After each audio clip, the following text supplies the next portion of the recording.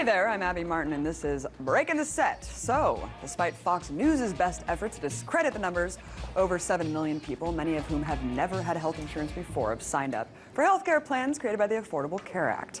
But while Democrats have been celebrating this noteworthy achievement, earlier this week, the Obama administration quietly handed the private insurance industry another major victory.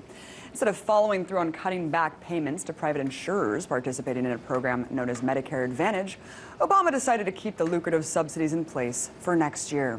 See, just this year, these insurance companies already received $8 billion more than they even needed from the government to cover all seniors enrolled in the program. An unfortunate decision, considering how cutting these unneeded subsidies was predicted to save the government $156 billion over the course of a decade. So, if you're sick of this country's healthcare policy being written by the private insurance industry, then join me and let's break the set.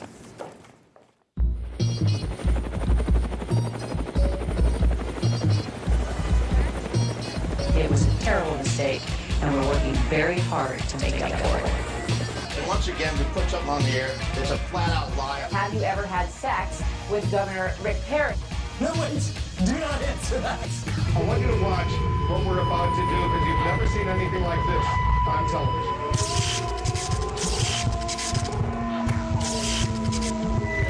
What we need is to question more and to keep it uncensored, real and raw. My simple mission is to change the globe. I'ma do it with this passion and fire untold. These words are hard hitting, you're watching your neck, but you need to tune in because we're breaking the set. Breaking the set. Breaking the set. Last weekend, the new Captain America movie came out. I know it seems like a superhero movie comes out every other weekend, but this one is a little different. You see, the film points out some topical controversies concerning the American government. See, the plot is centered around an all-American superhero who discovers that the agency he's working for is launching a program called Project Insight, in which drones are set to patrol the skies and target, quote, security threats. Sounds familiar. The parallels between the film and reality don't end there. Whistleblowers also play a large role in the plot when Captain America supports insiders leaking videos of Project Insight and the agency's abuse of civil liberties. And spoiler alert, the American public reacts to these leaks with complete outrage, which leads to Captain America himself destroying all the drones. Just like real life, right? Well, I think that's where the parallels end. And in fact, when an illegal program is exposed by a whistleblower here in America, it's usually expanded. For example, just this week, the Navy announced a new $100 million drone program to refit military helicopters to become completely unmanned. And check this out. Operators will be able to control these new killer choppers from an app on their tablets. What a comforting thought. And here's the thing. Drone use is escalating, despite the fact that the existing drone program has killed 2,400 people in the first 5 years of the Obama administration alone. And that's a conservative estimate. That number doesn't even count everyone who's died in 2014 via drones, including 3, quote, terror suspects killed in Yemen earlier this month. But as drones are used indiscriminately around the world, the outcry against them on the ground is growing. For example, in places like Pakistan, where drone strikes are a regular occurrence, activists and artists have come together to put up an installation that gives drone victims a face. Because more often than not, it's civilians, women and children who are targeted by these killing machines whose death from above are seen as just another bug splat. So while Hollywood tries its best to imitate life through its art, we must remember that in the real world, where whistleblowers are persecuted and drone programs have no end in sight, there won't be a Captain America to come save us.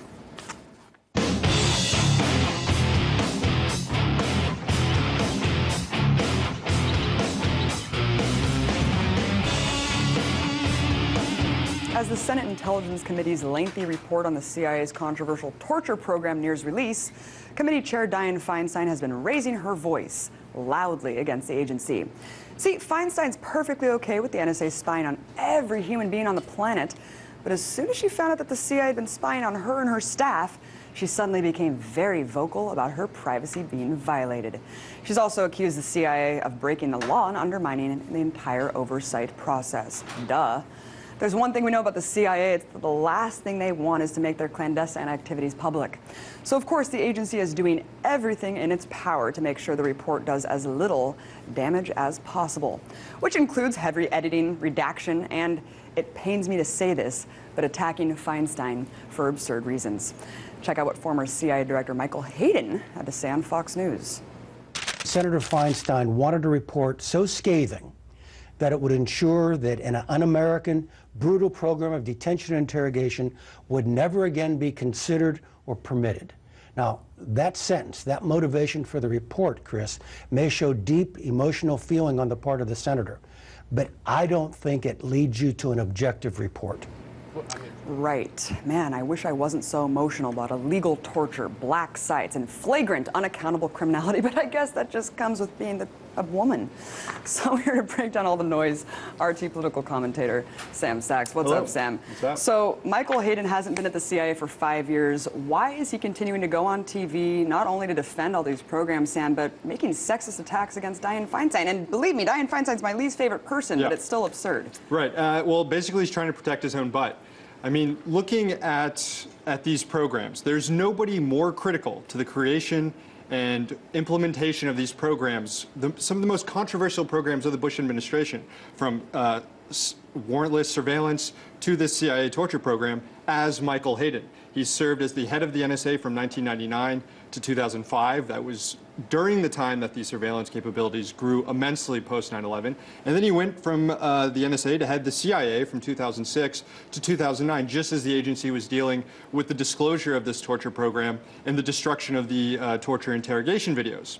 I think if we're trying to figure out what is motivating Michael Hayden, I think it's best to look at Senator Ron Wyden's quote. He sits on the Intelligence Committee. He came to the defense of Chairwoman Feinstein when he basically said this, and I think we have the quote of what he said about General Hayden. General Hayden, unfortunately, has a long history of misleading the American public. He did it on domestic surveillance when he was head of the NSA, and he did it on torture when he was the CIA director. Those are words coming from someone on the committee who knows what's in this torture report, which suggests to me that Michael Hayden's name is likely mentioned in this torture report, and Michael Hayden's trying to jump in front of this report and discredit the people who wrote it to protect himself in the long run. Of course, and Hayden isn't the only one who's going out there and preemptively trying to attack the report and say, no, no, no, everyone calm down. This is amazing. Jose Rodriguez Jr., the former head of the CIA's National Clandestine Service, I don't know what that is, but he was the head of it, for some reason was given room in the Washington Post, totally unethically, to make a preemptive strike against the report called, I ran this CIA interrogation program. Now, no matter what the Senate report says, I know it worked. Sam, should we just take this guy's word for it? Well, remember, this is the CIA's Washington Post. Jeff Bezos who owns the Washington Post, has a huge contract with the CIA, so we shouldn't be too surprised by favorable ink for the CIA. Look, there's a lot of people... Hey, Bezos said that wouldn't be any conflict of interest there. Of course not. We should take him at his word. There's a lot of true believers of this program, and they're just starting to reignite this debate over the torture program.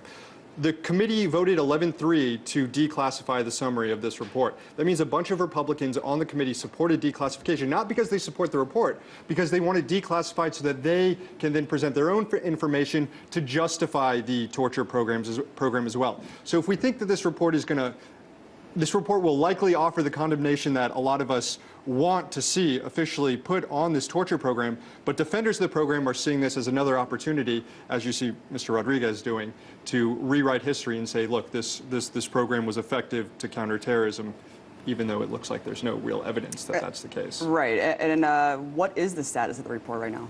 Well, its vote came out of committee to declassify, which means it's going to go to the White House now. It's going to be up to the White House to look at, and it wasn't the whole report. The report is over 6,000 pages, the torture report. The committee only voted to declassify about 400 pages of that. That's the executive summary and the findings. Those pages now go to the White House, where they're going to have the final redaction decisions over it and what gets released. And the CIA is going to conduct their own report, and it's expected that the White House is going to cede a lot of the redacting to the CIA. So basically what you're going to have is the CIA holding the black marker at this report that's supposed to be exposing un-American and brutal tactics by the CIA. That's a horrible idea. Right. The CIA is not supposed to redact things that are embarrassing to them or things that they disagree with. They should only redact things that are related to ongoing investigations or related to national security. But we've seen that the administration, the CIA, has been very loose with how they use national security exemptions for a number of reasons. So I wouldn't be surprised if they use it as a very broad term to redact a lot of stuff. Right. I know Feinstein's kind of calling on Obama to say, please don't let the CIA really take that black marker and redact everything, because God knows if they do, there won't be one word legible at the end of the summary. Sam, what else might we learn from the report when it is released? Well, besides some more dirt on Michael Hayden, we will learn. And Jose Rodriguez. Yeah, we've seen some reports trickle out to media outlets of what's in this torture report. Reporter Jason Leopold with Al Jazeera talked about how there's going to be information about Guantanamo as one of the CIA black sites where torture was taking place. How the CIA worked with the British government, the Polish government, the Moroccan government, the Afghan government for all these CIA black sites for torture to be used. It'll get into how the CIA misled members of Congress over the tactics that were used, the effectiveness of the tactics, whether or not the Justice Department really approved of the tactics, and whether or not valuable information was actually gleaned from using these tactics. The Washington Post, take what you want, has also said that this report contains a lot of examples of the CIA misleading Congress over this torture report. Yeah, I mean, I guess, yeah, it is damning to have just multiple more black sites confirmed. Of course, I don't want that happening. Let's shift gears here to the NSA. Edward Snowden spoke to the Council of Europe this week. He said that the NSA is spying on the top human rights organizations. I mean, Human Rights Watch, other, I don't know, who else did he say? What are the implications of this? Right, this is something we sort of known about. It was reported at the end of last year that the NSA was taking an interest in humanitarian groups like UNICEF, doctors around the world. And it fits in with what you'd expect the NSA is doing based on what we've learned over the last 8 or 9 months, which is collect everything. From the domestic Dragnet telephone metadata program to the Dragnet surveillance on entire populations around the world, it's all about collecting it all.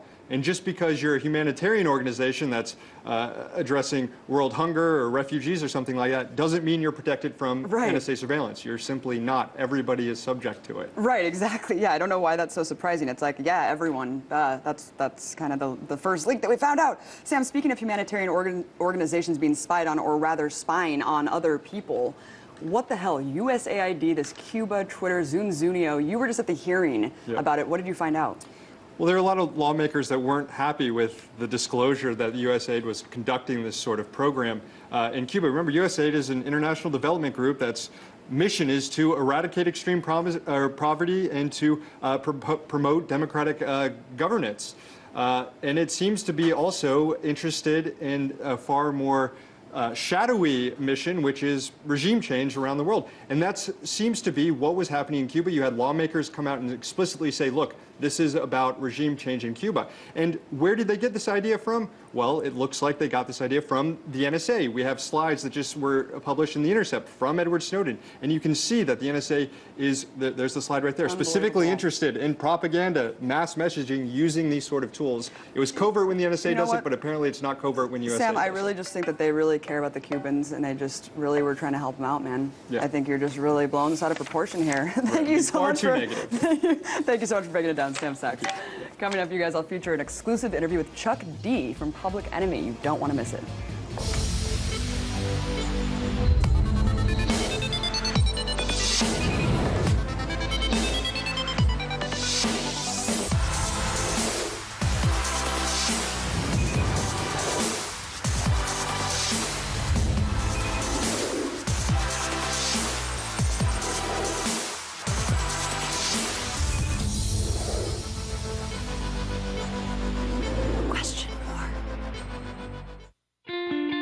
What are your thoughts on what's been going on in Washington? Well, it's a mess, Larry. I mean, the whole country is being scoffed at and laughed at. Enough is enough. The media, the candidates, the corporatocracy, covering issues that actually affect you and me doesn't do too much for ad revenue. Biotech agriculture giant takes on a 76-year-old American farmer based in Indiana. How much fallout do you think this is going to create for the CIA? Do you think this is what's triggering the crisis? America's the largest economy in the world. It's also the largest debtor nation in the history of the world. Breaking the set is mostly about alternatives to the status quo, but one that gave real alternatives a voice. One minute they were working toward the American dream, the next they were just trying to survive the night. It's time for Americans and lawmakers in Washington to wake up and start talking about the real causes of poverty in America.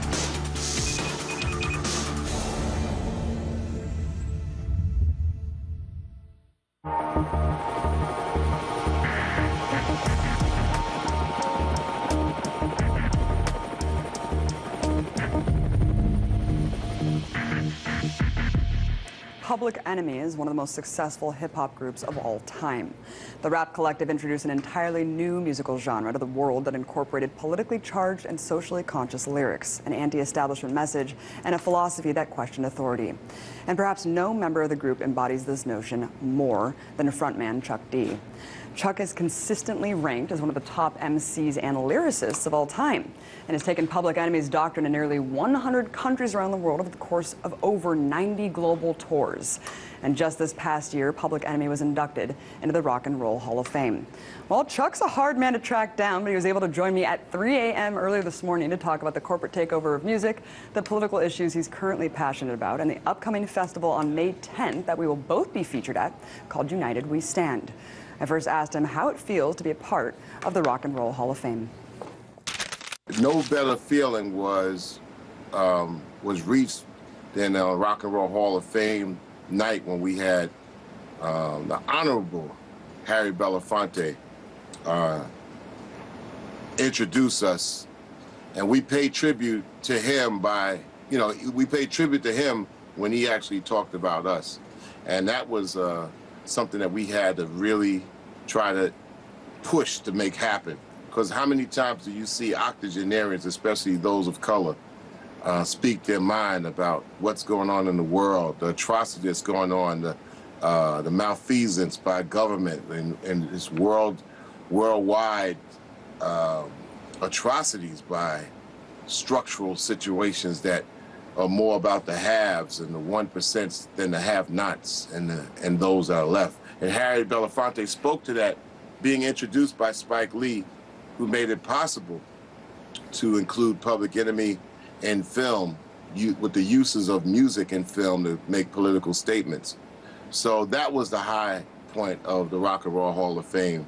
And when you designed your signature Public Enemy logo, not you specifically, but the group, why did you guys decide to put a man in crosshairs? Did you feel like your group was being targeted, and if so, by whom?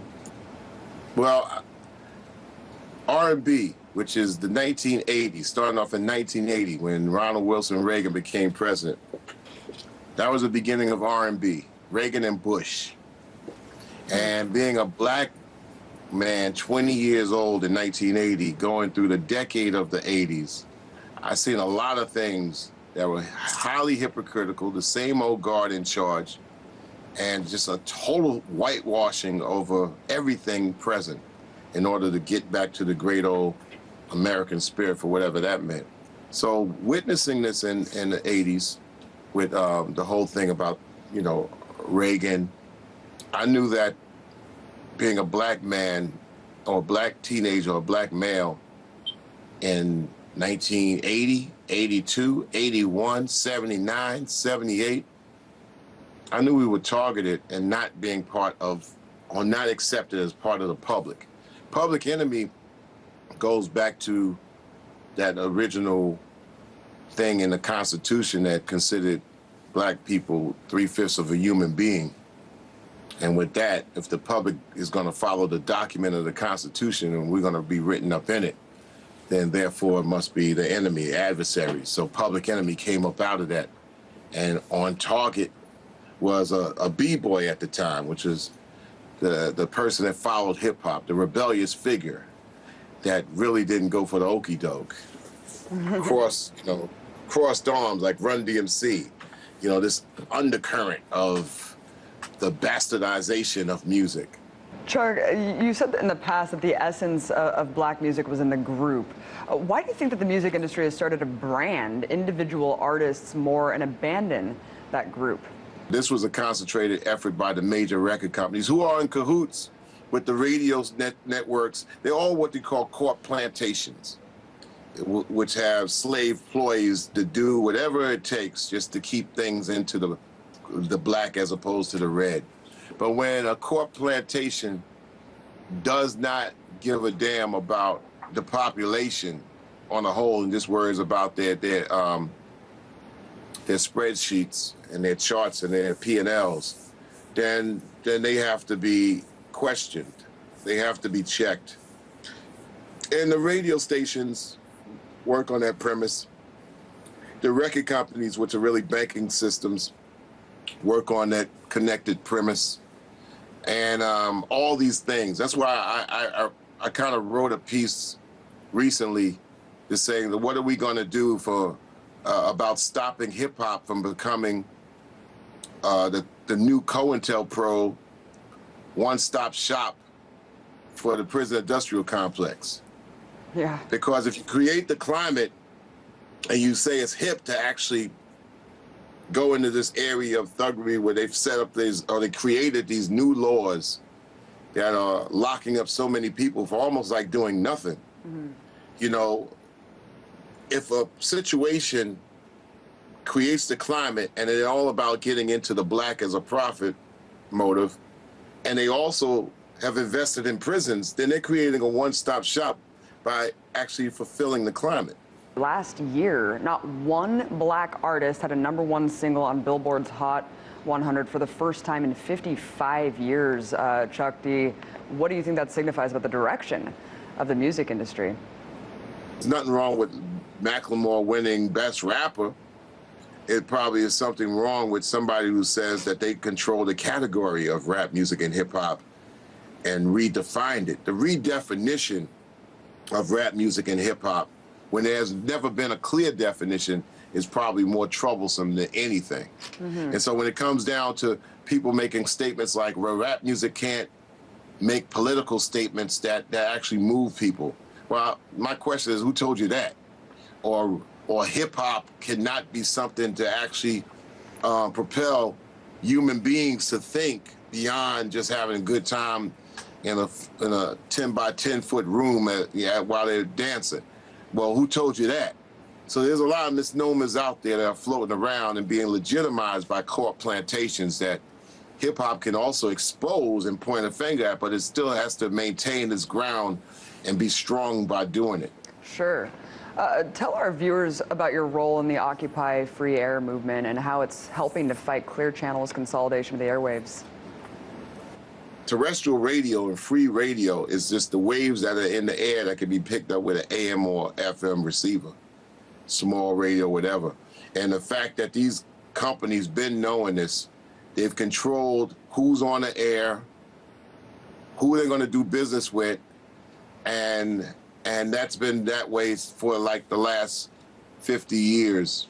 And that's just a crime when a local artist can't be heard, has zero chance of being heard locally because the airwaves are sucked up and soaked up by these corp plantations that want to dictate the people. Same songs over and over and over again by the same artists. It's amazing. It is a crime. Yeah, but nobody, the question is like, we ask the question why and never get an answer. And you get answers, these totalitarian answers like, well, they're the ones that are popular, what people are asking for. It's like a Pavlov dog effect. It's like, well, we played it to you 100 times so you get conditioned to ask for what's been played to you. So you guys have had 95 tours, 96 countries. How have your travels influenced your views on the notion of internationalism? Immediately. We knew that with our point of view, we couldn't exist here in this vacuum. The minute we were able to get our passports, which is kind of derogatory. Getting a passport is like begging for a slave paper. So what difference is that from like South Africa back when you had to have your freedom papers, or you showed somebody in America that you gotta, get permission to go from one plantation to another plantation because a master's told you so.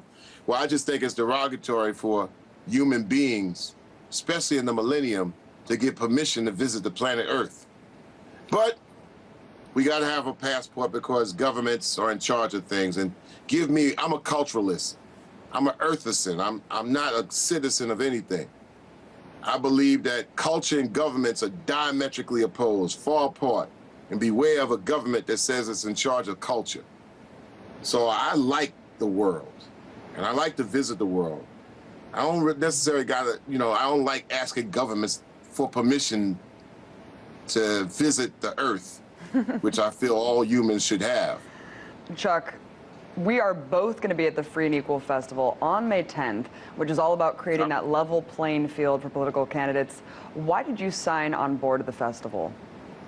Because I got a big voice, and I think my voice, along with my partners, can lead a genre with big voices to make an impression with music that could be just as impactful, if not more so, with the uses of technology and direct media today than the Pete Seegers, the Kingston Trio, Curtis Mayfield, Odetta, Joan Baez, people like that. We should be able to make hip hop be impactful and make a statement and escape the corporate veil that just cloaks dumbassification and anti-intellectualism on the masses. I think it's the position of the artists and the artistes to combine with people who do this work tirelessly, nonstop, all the time, giving their lives into it. The least we can do as artists is bring light to that, like a prism. Music's this universal language, and that's what's so amazing about this festival, is bringing so many artists, musicians, and just really amazing radical thought there, Chuck. And there's so much divide and conquer going on when it comes to uniting these voices outside of the establishment. Will it take more events like United We Stand to really take this alternative movement forward? It's a shame that we're considering this radical. The whole game and trick is that they could get they could get time on their side and get a couple of generations who are really combative about it to get old and pass on and trick the new generations and throw toys at them to hold them off. And one of the biggest crimes is the MTV networks, and they spell MTV EMPTYV, because they give you nothing really. And the Booty and Thug network of BET that's hijacked hip hop and rap music. And their whole games is to extend teenage years to 35. And this has been the principle since 1990. Let's turn teenagers from 17 to 35. And when they wake up out of the fog at 36 years old, they feel that, with 3 or 4 kids, they're paralyzed to move left or right.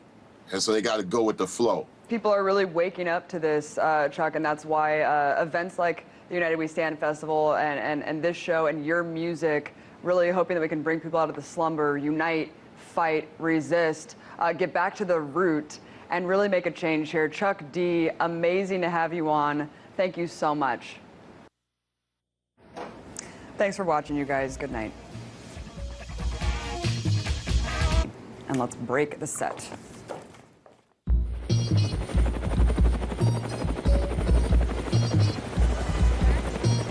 It was a terrible mistake, and we're working very hard to make up for it.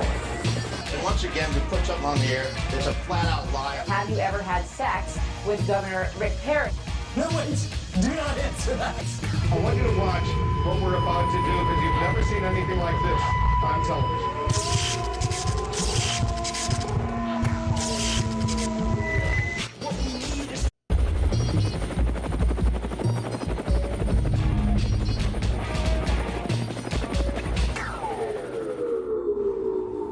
Hey there, I'm Abby Martin, and this is Breaking the Set. So, despite Fox News' best efforts to discredit the numbers, over 7 million people, many of whom have never had health insurance before, have signed up for healthcare plans created by the Affordable Care Act.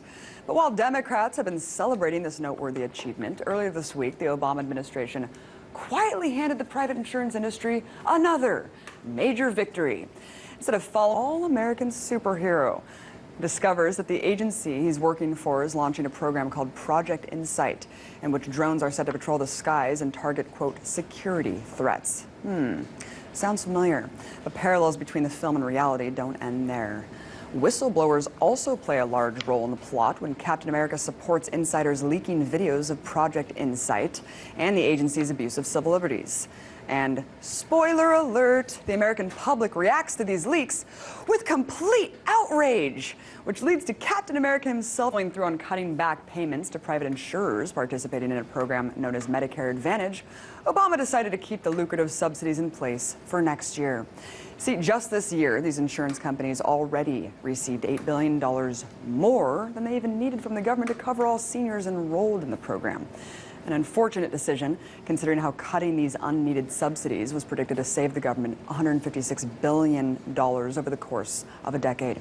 So, if you're sick of this country's healthcare policy being written by the private insurance industry, then join me.